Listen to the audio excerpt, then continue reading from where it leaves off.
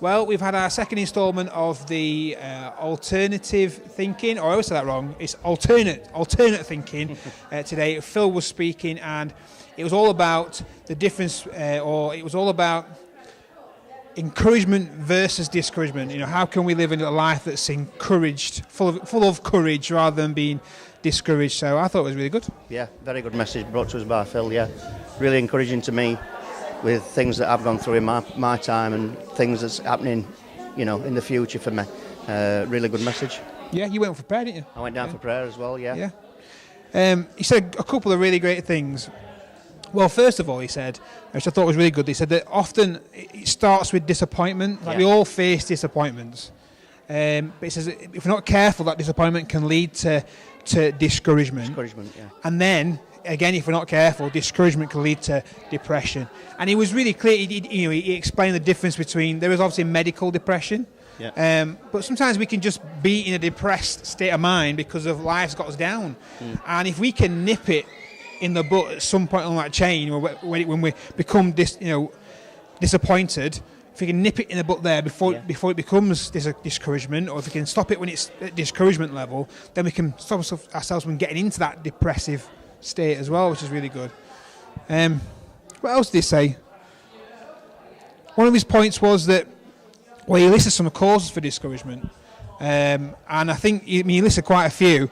There's something for everyone in there. Yeah, I mean, definitely. just to name a few: fatigue, fear, yeah, frustration, failure.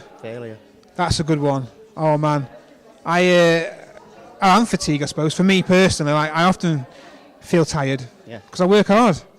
I know you work hard as well. Definitely. You feel that way and you run down.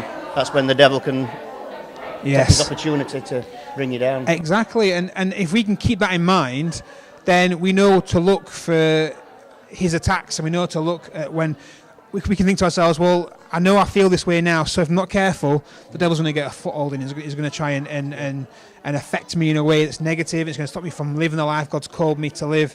He started off by talking about the different causes, different things that can discourage us, but then he went on to say, like, how can we be encouraged?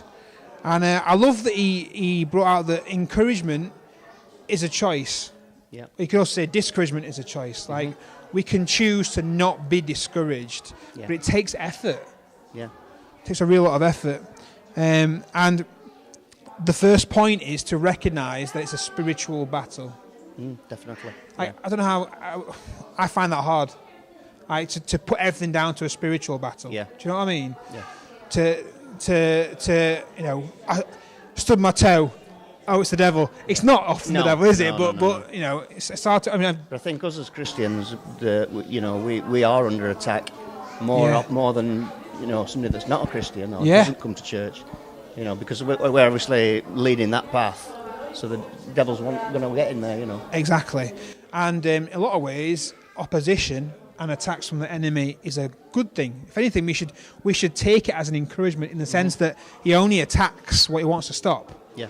And so, the devil can leave other people alone because he's not worried about them right now, but he's worried about what we're going to do, because we have the option to fight the good fight and to fight the battle, to hopefully see people come to know Jesus and to grow the kingdom of God.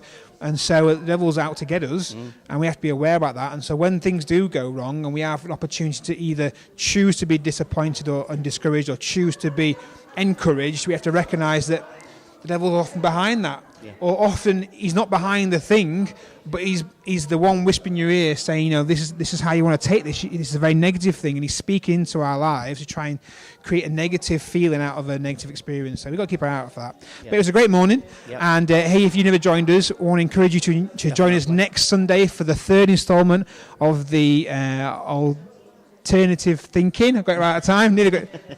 Alternate thinking. I'm always getting that wrong.